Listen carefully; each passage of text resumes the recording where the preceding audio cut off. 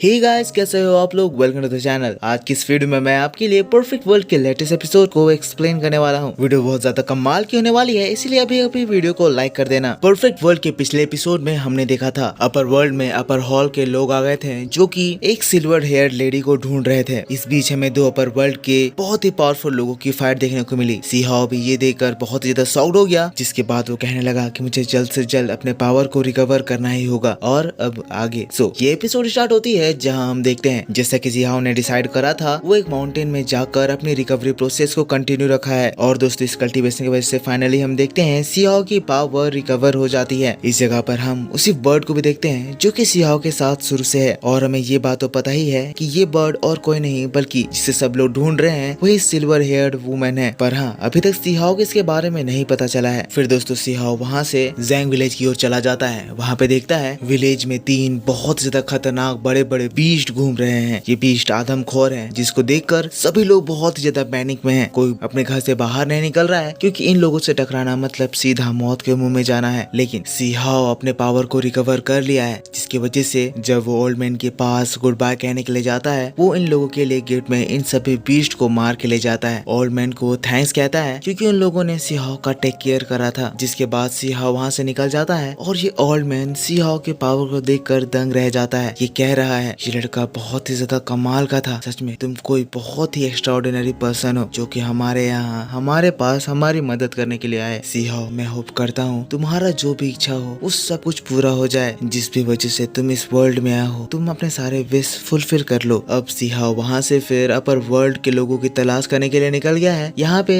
रास्ते में वो उसी बर्ड से बात कर रहा है, कह रहा है जैसे कि अब हम लोग दोस्त हैं तो चलो मैं तुम्हें एक नाम दे देता हूँ, कैसा रहेगा अगर मैं तुम्हें दाहों और बाल जी सान हे कहूँ। बर्ड गुस्साती है तो फिर सी हाओ कहता है देखो मुझे लग रहा है रैंकिंग के अकॉर्डिंग मैं तुम्हें सी बाय कह सकता हूँ। तो फिर बर्ड को सी हाओ की ये वाले नाम भी पसंद नहीं आती है, वो सी हाओ के बालों में काटने लगती है। तो फिर सी हाओ कहता है तुम्हें पसंद नहीं आया, ठीक है मैं एक और नाम सोचता हूँ, कैसा रहेगा अगर मैं तुम्हें लिटिल सिल्वर हेयर्ड बर्ड कहूँ। बर्ड को सी हाओ का ये नाम भी पसंद नहीं आता है, लेकिन सी हाओ कहता है तुम बहुत ज्यादा नखरा कर रही हो, अब मैं तुम्हारा यही नाम रखूंगा। जिसके बाद वहाँ से सी हाओ को एक बैरियर मिलता है। बैरियर के किनारे सी हाओ उतर जाता है। वो देखता है ये तो एक सील्ड टाउन है। सी हाओ कह रहा है ऐसी क्या जरूरत पड़ गई जो इस पूरे टाउन को सील कर दिया गया है। सी हाओ बैरियर को टच करता है तब फिर उससे एक बहुत ही स्ट्रॉन्ग एनर्जी फील होती है। सी हाओ समझ जाता है कि ये किसी बहुत ही ज्यादा पावरफुल पर्सन ने क्रिएट करा है। फिर वो कहता है देखो बर्ड, अब मैं यहाँ पे कुछ कमाल करने वाला हूँ। जिसके बाद वो अपने ट्रेजर को बुलाता है। उसका ट्रेजर कहता है कोई बात नहीं है, मैं ये सब कुछ ठीक कर दूंगा, बस तुम्हें मेरे पीछे चलना है। जिसके बाद ट्रेजर बैरियर से टकराता है। हम देखते हैं इसकी टकराते ही उस सील्ड बैरियर में एक दरार आती है और एक दरवाजा सा बन जाता है। सी हाओ आराम से टाउन में घुस जाता है। फिर हम देखते हैं सी हाओ वहाँ से फिर कहाँ तक का सफर तय कर रहा है। मैप में ये रेड डॉटेड लाइन हम लोगों को सी हाओ के लोकेशन को बता रही है, पर असल में सी हाओ जाना कहाँ चाहता है ये किसी को नहीं पता। इसलिए इसका ट्रेजर भी कह रहा है अरे सी हाओ बता तो दो हम लोग जाना कहाँ चाह रहे हैं। सी हाओ कहता है शांत हो जाओ, हम लोग 5 एलिमेंट्स कॉन्टिनेंट जा रहे हैं जहाँ पे बुलाओसान लोकेटेड है। मुझे लगता है बुलाओसान में ही मैं अपने पेरेंट्स से दोबारा मिल पाऊंगा। कुछ ही देर में सी हाओ पहुंच जाता है। वहाँ हमें दो लोगों को दिखाया जाता है जो कि अपने कल्टीवेशन के बारे में बात कर रहे हैं, जो कि कह रहे हैं ये कल्टीवेशन कितना ज्यादा डिफिकल्ट है, हम दो बोन्स को रिफाइन नहीं कर पा रहे हैं, पता नहीं हमारे एंसेस्टर्स उसको कैसे डिफाइन करते होंगे। सी हाओ उनके पीछे लग जाता है, उनकी बातें सुन रहा होता है। उसे ये समझ में आता है कि यहाँ पे ये लोग सुप्रीम बोन की बात कर रहे हैं। एक आदमी है जिसके पास सुप्रीम बोन है जो कि यहाँ बहुत ज्यादा पावरफुल है। तो फिर उसका ट्रेजर कहता है सी हाओ तुम्हारे पास भी तो एक सुप्रीम बोन है, तुम भी इन लोगों को बता दो कि तुम्हारे पास क्या है, जरा अपने पावर का शो ऑफ तो करो। पर सी हाओ कोई भी जवाब नहीं देता है, वो बस उसके पीछे लगा हुआ है। वो लोग बातें कर रहे हैं। लाओसान इतना ज्यादा ताकतवर है, उसकी कल्टीवेशन स्किल भी काफी ज्यादा बढ़िया है, पर भी क्यों उसके फादर हमेशा है उसके सामने एक बिग फर्स क्रिएट करते हैं। जिसके बाद वो लोग एक डेविल आइलैंड के बारे में बात कर रहे होते हैं जहाँ पे एक बहुत ही खतरनाक बीस्ट है जिसमें इवन लाओसान भी कुछ नहीं कर पाता है। अब ये बात सुनकर फिर सी हाओ अपना जाने का डायरेक्शन ही चेंज कर देता है। वो उस डेविल माउंटेन के बारे में सोच रहा है जैसा कि वो दोनों ने कहा कि वहाँ पे कोई तो आदमी कैद है। सी हाओ कह रहा है वो जरूर ही सी हाओ के ग्रैंडपा होंगे, जिसकी वजह से सी हाओ के फादर इतने ज्यादा गुस्सा थे।